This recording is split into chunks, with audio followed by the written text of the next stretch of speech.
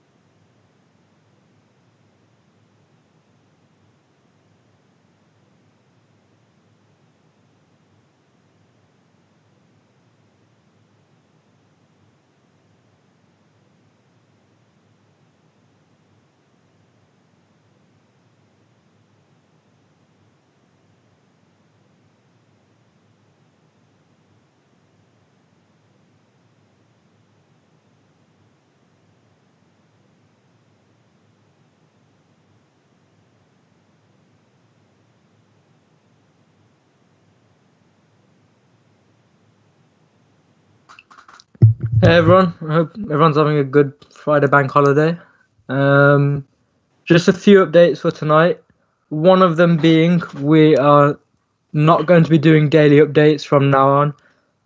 Most like mainly because we don't have a lot of updates each day, and just ends up us sitting here and answering questions, and they seem to be drying up as well.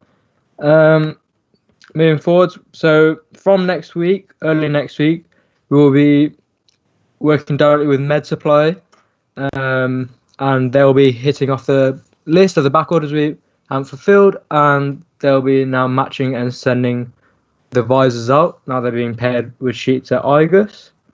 The filament, we've received your guys' orders of filament. They won't be shipped out till Monday now due to the bank holiday weekend. We've had a couple questions on Slack about where we're spending the money. So just to clear the money, as in from our donations from the Just Giving page, £9,000 of it was spent not just a couple of days ago on 30,000 sheets. We've also spent £3,000 of it on filament material to be reimbursed to you guys, the makers. And the rest of it will be going towards more sheets and more filament as we're moving forward. Saw someone else mentioning how long should we continue to print for. We will stop this project when there's little to no demand, or Med Supply turn around and say to us, guys, it's not worth you printing anymore, or we find out there's no more sheets we can acquire due to lack of funding. Adam, do you want to jump in and speak about Igus quality control? Yeah, sure. So for people that have been wondering where their parcels have been, first of all, this all kind of ties in together for the same kind of issue. So Igus have obviously had a bit of a backlog. They have still got a little bit of a backlog. So House Chung's asking if we're on mute. Maybe Alfie will be able to double check, make sure we've got functional sound. Yeah. Did no one hear any of those updates, or?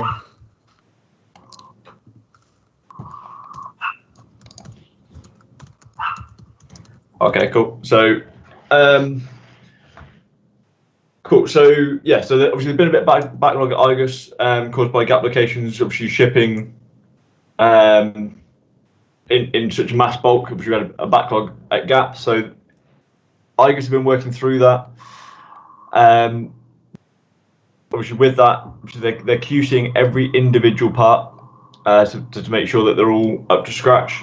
I am in talks with Igers getting some pictures sent through of just generic issues. I'm just trying to make sure we don't get 1,000 pictures of the same issue. So we'll be putting something out at some point in the near future with like details of generic parts that have failed and the reasons why, so you can see what isn't hitting the mark. With that as well, there was a pause on, I think it was Thursday, might have been Wednesday, I can't remember, the days have merged into one now, where when the sheets arrived, they basically stopped booking in parts to concentrate on getting stuff packaged up, ready to be shipped out. As of Monday, they'll be doing that simultaneously, so they're also looking at adding a couple more staff to it as well, so we can try and, one, clear through the rest of the backlog, and two, get as many packaged up, ready to go out the door as quickly as possible.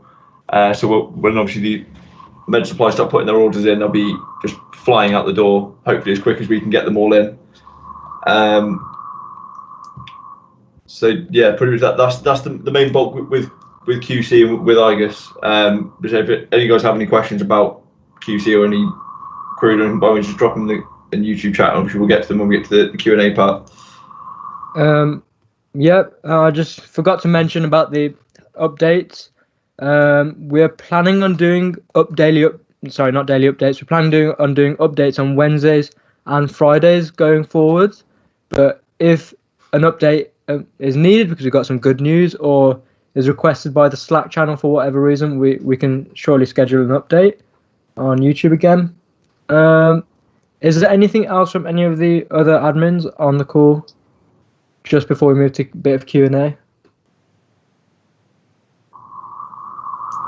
Nope. Cool. Okay.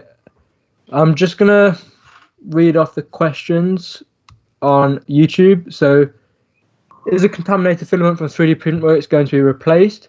So, it was from 3D Printworks, it's only about 10% that they assume is going to be contaminated, which isn't a lot considering we spent around £3,000 on the material. However, we're in direct talks with them currently about how we're going to structure the refund of that material and then replace it to the makers if you do have a contaminated spool. But that's something we're in talks about, and that's out of our hands at the moment. We're just waiting to hear back from them. Another one from the YouTube. Sorry, Jay. With that, if you've got contaminated, when we say contaminated spool, it's spools that have got defective diameters on the material where there's just clumps in it. Grab a picture of it, drop it in a Slack message to myself, so to Adam. I can then put you on a list. Obviously, the filament comes out from my house anyway, so I can then obviously keep track of it. But obviously, I do to see a picture as well, just to make sure that it is obviously affecting you directly, and make sure obviously that is one of those ones that is actually contaminated. And also, we can pass that more details we can give to 3D Printworks, the better for their investigation, and the quicker we can get it resolved from their point of view. Awesome. Cheers for that. Another question is, do you have an estimation of how many units are Igers will be able to pack a day? Actually, Adam, I reckon you can take that question as well, mate. So we've been working on a basis of 1,000 shields per day. Just before anyone kind of jumps on something like that one, that is a purely estimated, shot in the dark kind of figure that we've been working from, because until obviously Igers started doing this, we've got a good week or two's worth of data of them packing them up. We don't fully know exactly how many they can do in a day, while also booking in parts that are arriving. So that number will hopefully increase the more members of staff they can put on it. We'll also keep you updated with how many are going out, and this will also be on the figures tracker that we're looking at putting into place. But at the moment, Alfie, obviously hiding behind YouTube there, he is currently working on the process for med supply. Our key focus, getting the data obviously visible, is kind of it's a nice to have, not a absolutely need that right now kind of deal. Yeah, awesome. Clive, how many face shields have Iger shipped to the front line workers so far, please? So currently it's about 1,000 and a little bit. I can't remember the number off the top of my head. But next week we'll be shipping approximately 13,000, hopefully by the end of the week. And then the week after that, hopefully our order of 30,000 sheets will arrive, and we'll be able to pack a lot more and ramp things up quite nicely through med supply routes. Again, obviously that's going to be limited by how much they can pack in a day, because obviously anyone with any basic maths, 13,000 divided by 1,000 and 7 days a week doesn't go very well, but we'll keep you updated on that as we know. Yeah, and as and when, if Igers decide to put more staff on the project, as and when they get more sheets in, I'm not too sure, but that's something we'll find out next week. So that their conference room where they're packaging all these up, and the place that they're storing all these parts for us, is they basically can't use it. It's just full of boxes of our stuff waiting to fly out the door. And now they've got the sheets there, just as happy as us and you guys as well to get the stuff moving.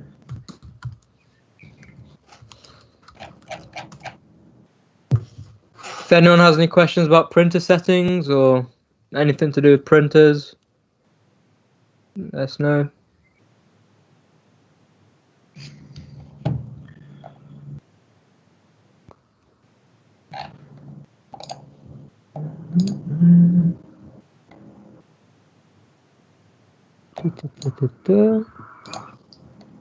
Oh, and also as well, actually think about on the filament side of things, we are currently awaiting more filament to come in. So I've just seen a question on Slack from earlier today.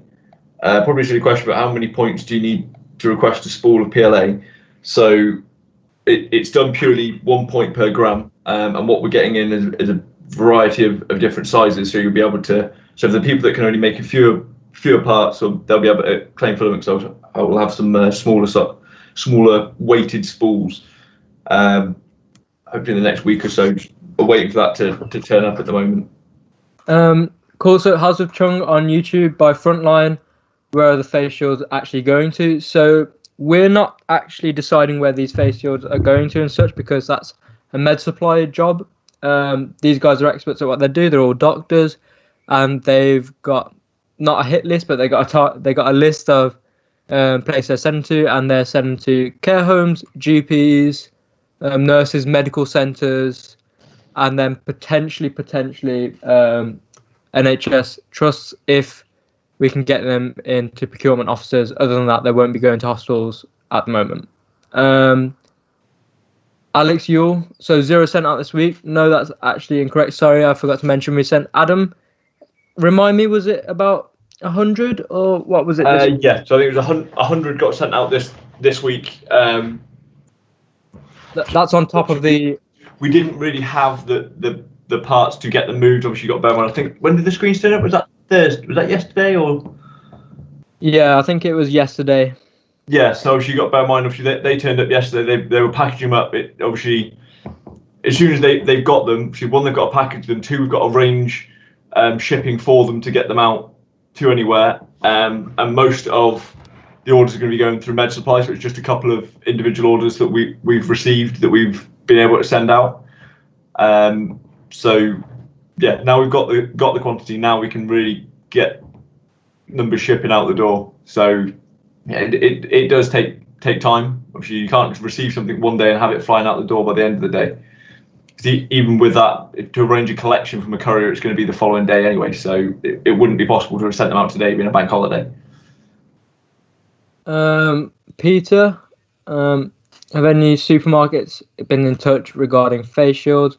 Not directly to us, to be honest. Not a lot of supermarkets have been. I expect supermarkets will be paying for face shields.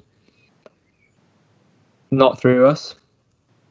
Yeah. I don't think supermarkets are our primary focus. To be honest, it's more the front line, more than the supermarkets being obviously still a very required avenue for people to get the food and whatever, but it's not the main focus of obviously the groups we're working through. Obviously, Med Supply Drive, given the name, obviously focus on medical facilities. Adam, you got any stats on House of Chung's question? Can you expand on how many kilos of filament have been sent out to members? How much left? So, if you give me 2 seconds, I can get some figures up for you. So I've got a load of outstanding orders. Unfortunately, the way that we track the orders, I can't give you the exact kiloage without sitting here and doing a lot of maths. But we've had 180 orders of filament, so that ranges from people ordering 1 kilo. I've got a couple of orders here that have 5 kilos in them. I think overall, so far, I've had about 400 kilos in my garage, and my garage is looking a little bit barren, hence why we're really waiting for more to come in. As for what's left, if you want 2.85, you're perfectly fine. We've got a good stock of that. What I'd say, maybe just below 100 kilos of 1.75 that we've got left. We have, on the 1.75, we have got an order. We've got a donation on the way from RS Components, around 300 kilograms, should be turning up to Adam's garage, hopefully next week. But as it's a donation, we haven't been pressuring them too much on that. And also, it is coming from abroad. Bear in mind, which it takes time. It has left. Yeah, it has left Holland now. Is it, Adam, where it's coming from? I've actually got the tracking stat open here, actually. It's still in the Netherlands, but it's moving around the Netherlands at the moment. So obviously we've got to wait for that to get across, and obviously anything going cross borders at the moment is still subject to potential delays. Yeah, of course. And we've also earmarked some of the funds to purchase more filaments in the coming weeks. But we've just been dependent on. We've been heavily focused on the clear sheets, but now we've spent a little bit of money on that. We're going to be spending some more money on filament to reimburse you guys.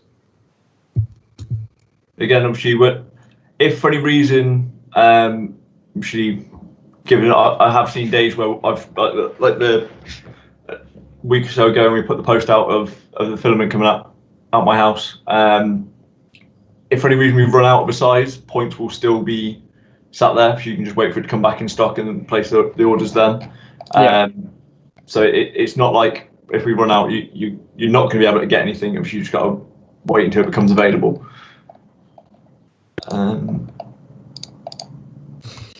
Yeah, obviously as well, whatever's on the site is what you can order, so it is live tracked on stock. And by the looks of it, actually, Alfie's added the what's remaining in stock on the website as well. I didn't even realise he'd done that. So you can actually see exactly what stock we've got left on the redeem page for each individual colour. That's what you get. You let Alfie loose, he goes and adds nice little features without anyone even realising. Peter on YouTube again. Out of curiosity, has it been hard for you to source filament? Because it's looking pretty scarce online. Yeah, but it has been a bit difficult, but we've got the ability because we're purchasing in bulk.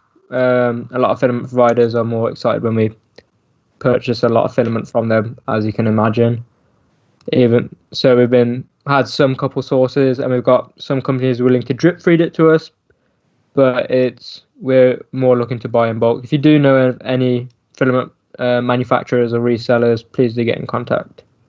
Yeah. The same as well, guys. If you happen to find any, I'm guessing they're probably a lot of them. I think are starting to dry up now, and the offers are starting to finish. But if you do see any discount offers, I know Filamentive were doing a discount. I know Prusa are also doing a discount for Colorfab did one for stuff as well. Yeah, if you know any of those discount codes, by all means, you're more than welcome to share them in Slack so people can obviously get filament cheaper. We're perfectly happy for you guys to be doing that.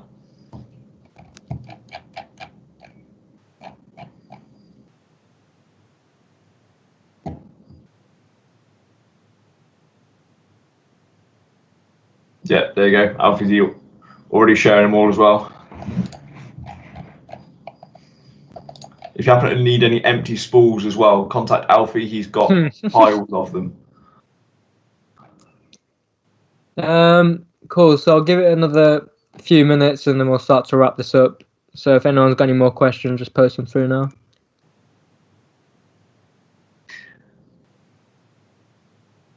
Actually, there's one on Slack from earlier today as well. Actually, Is it on general or answer. is it questions? So it's a slightly older question. How long does it take in general to get parcels from that arrive? How long does it generally take for parcels to arrive at Igus that have been dropped off at buy box? So once you drop it off into a buy box, it'll be picked up in the early hours of the morning, the following morning, and then generally will arrive at Igus within the next 24 to 48 hours, obviously depending on whereabouts in the country it's coming from.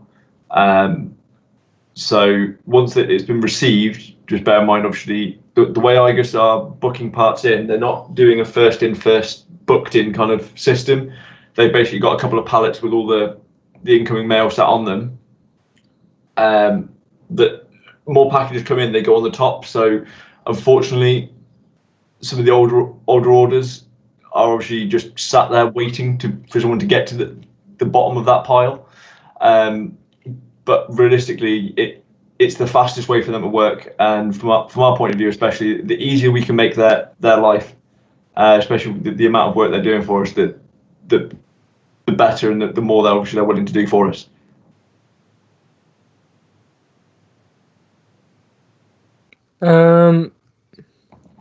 Chung, what else is the group working on at the moment that you can share? Adam and Alfie have been doing a lot of tech wizardry, working on that. We've been heavily focusing, making it as smooth as possible for Med Supply to receive and instruct us, or DPD, or other potential couriers, where to send this stuff to. We've been heavily working on that. We've been working on a lot of stuff with maybe press releases with some of the players, including our network. Adam, you been working on anything? To be honest, I think as well, especially I know Jay's generally up until stupid o'clock in the morning doing uni work. A lot of us as well. We are working from home, just like a lot of yourselves. So I mostly, if I've not been doing this, I've been doing work-related projects. So we're all a bit. Number of hours in a day doesn't meet the amount of work we have to do, unfortunately. Yeah. So we're starting. It's becoming a little bit more sustainable now, if that's the correct word to use. In terms of, we had to do a lot of heavy lifting for the first month and a bit to get everything set up, but things seem to be set up now. Things seem to be flowing through the system.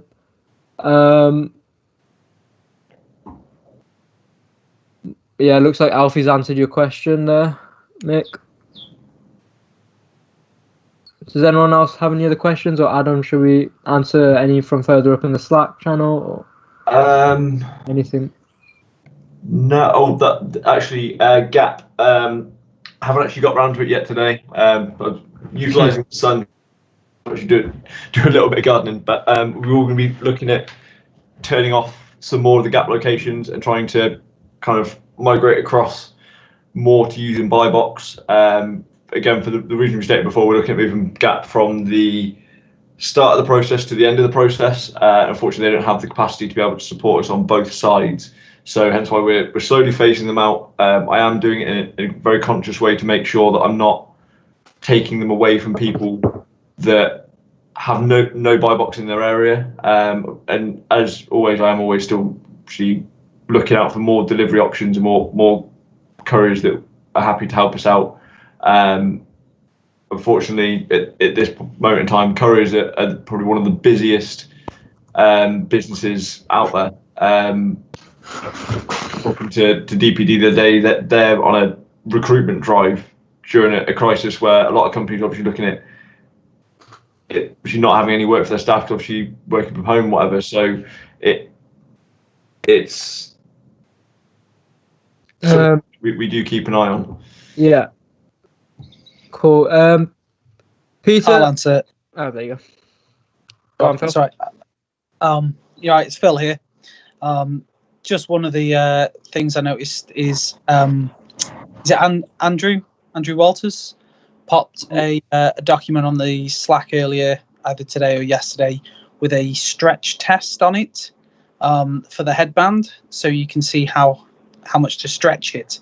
It was something we're already working on, so that we have the document that is the same at IGUS as we will share with yourselves, so that you'll be able to perform the stress tests yourselves on the headbands that the IGUS team will be performing, so you can make sure it will reduce, those rejected parts.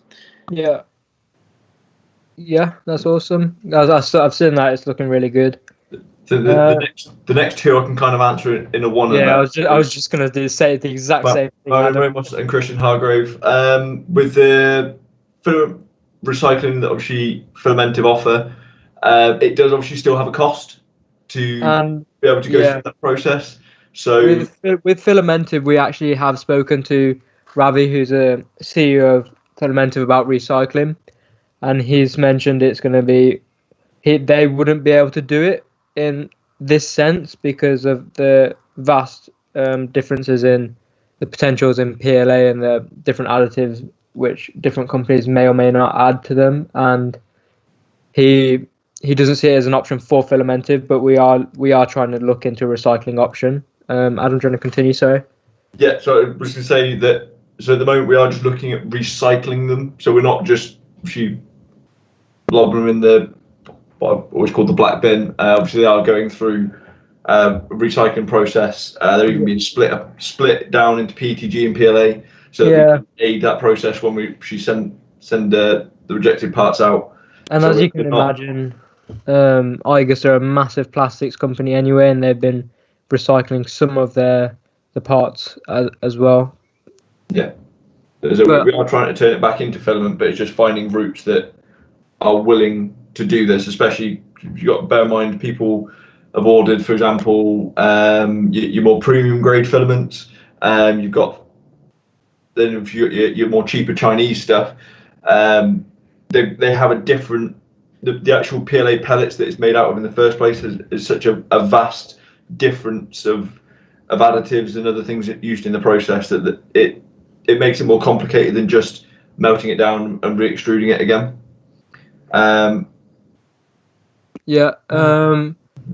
Points for the makers, half these points. At this current time, I would say no, on the sole fact of the expense of recycling parts currently. But if we're looking to do this a bit longer, it's something we are looking into dealing with reject parts, because obviously it's so much pain for us to reject parts. But the main reason we have to do it is because imagine if a part failed a stress test, or it was jaggedy or sharp inside the top of the headband, and we sent that part out, and that would end up coming back to us as why we sent out a bad part that may have accidentally scratched someone, like even to the point of cutting, and there might be a little bit of blood, but anything small will end up looking very bad for everyone involved and kind of put a halt to us.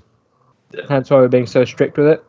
Yeah, if you've had bad product from somewhere, same as everything else, whether it's a donated part or not, you just stop using that supplier and you'd go to somebody else. Hence why we want to make sure that everyone is safe in the process, not so much. Don't mean that in the legal sense in any which way, but just making sure that obviously we don't injure people with bad stuff. Different PLA grade materials affect approval. So, Alex, how does different PLA grades and materials additives affect the approval? So the CE approval is done on the material, regardless of grade, and then with that, the requirement for us to have the cost sheets for all of them. So hence why we say we need to know the brand of material it's made out of. Obviously, we can kind of just tell the color. So if there is a new brand, which is more the key part, because all PLA made by Hatchbox, just to pick a random brand, would all be made from the same raw PLA pellets, and then obviously different stuff added to it. So we can just get hold of those data sheets, which every company has to have out there. It is public knowledge. You just literally search their brand and what material it's made out of, and you can get those data sheets. As long as we've got them, then obviously we can. It's not an issue. This is also one of the reasons why we say that we can't use any materials with anything in them. So you've got like the where you've got things obviously like carbon fiber filament, you've got glow in the dark, all those kind of different things. We can't use them because they have little particulates in them. So yeah, hence why we just say it's just purely PLA of generic color, but not with extra content in them. Yeah, Peter, mate, are you printing in stacks or are you printing sole singular pieces?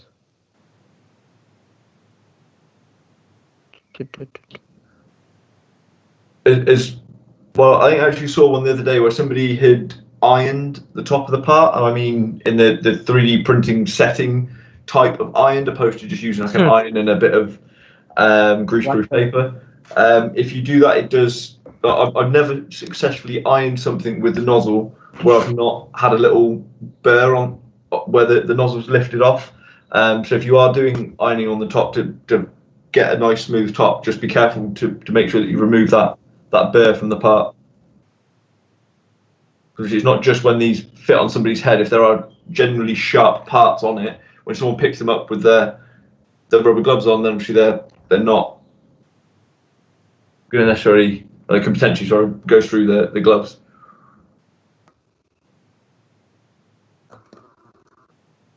Cool. We'll give it another 5-ish minutes if anyone's got any more questions, and we'll wrap it up. Sorry, Phil, again. Someone's put there about the recycling. Are we thinking of it? It's something we looked into weeks back, and we did get a quote. The quote was more money than we had in the bank at the time. I can't remember what it was. I don't know if you can, Jay.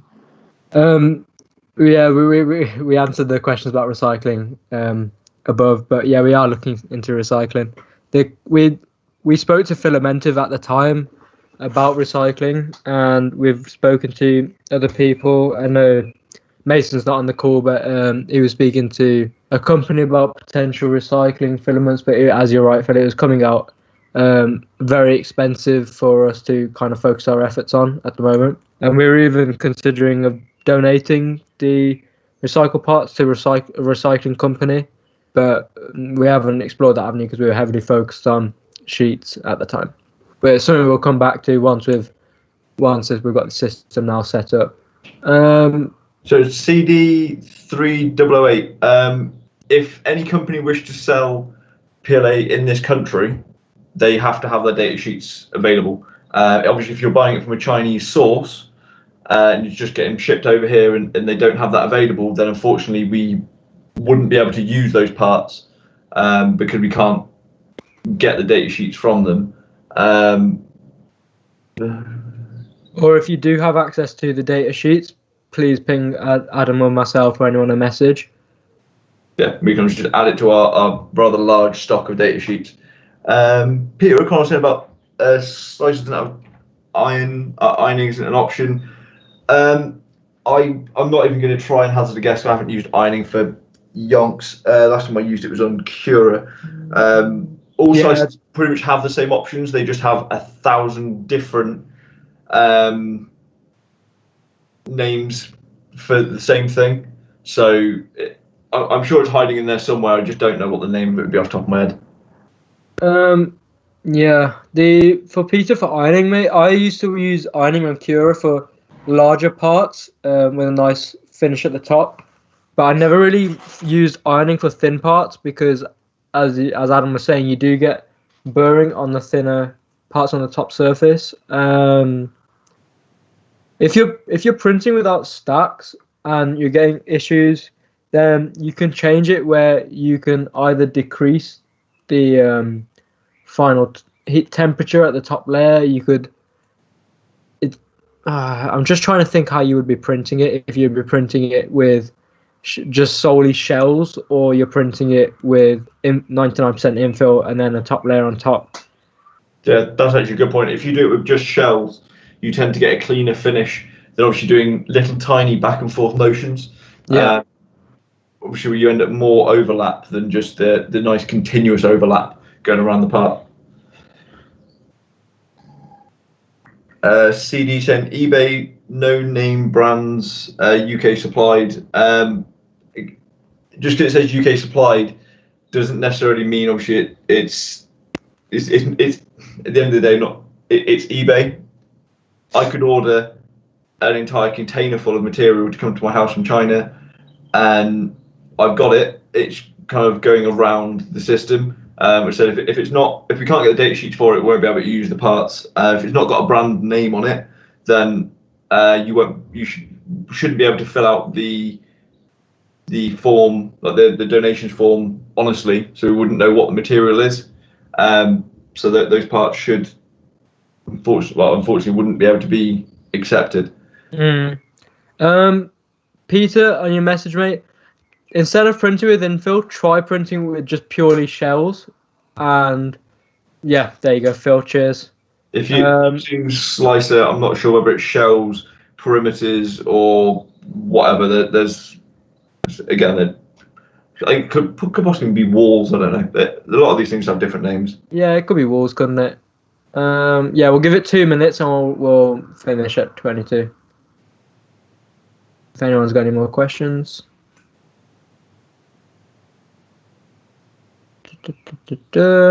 Any guys? You guys got anything to say? Adam, Phil?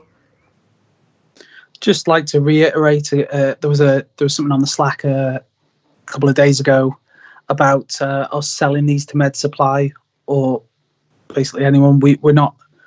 These are Med Supply is purely there with a database of places to supply these to, and that database is risk rated at the top, obviously being the people that need them the most, and they direct us on where they're going to send them, if that's right, Adam. Yeah, pretty much. We ship them to the right location. They just tell us where to send them to. Yeah, and they're doing all the contact to the play. For example, if it's a GP in London, they will call the GP in London before giving the confirmation to still confirm that they want them, confirm that they can accept them, and they'll say, cool, okay, then they inform us through the amazing system Adam and Alfie have built, and we will arrange delivery of those parts from Argus to the GP, and then the GP will confirm receipt through Med Supply or maybe signing a courier slip. I'm not too sure on that. Yeah, I just wanted to say cheers to everyone for printing and sticking with us. It's been a fun journey. And we will do our next update on Wednesday. It's Friday today, right?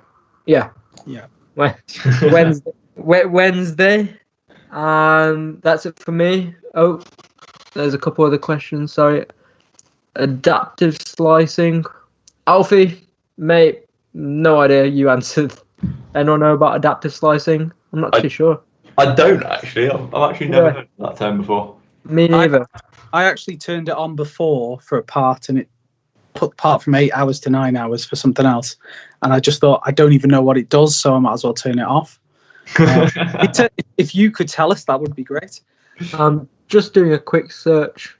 You've got us all stumped that none of us know what it is off the top of our head.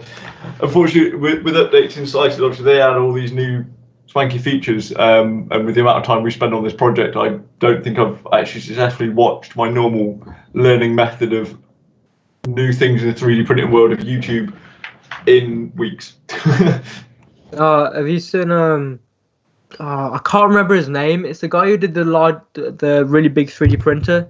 He just 3D printed a CNC machine. That's one of my next projects. Oh, the Australian or New Zealand guy? Yeah. I can't remember his name. Do you know the other one I really like is 3D Maker Noob?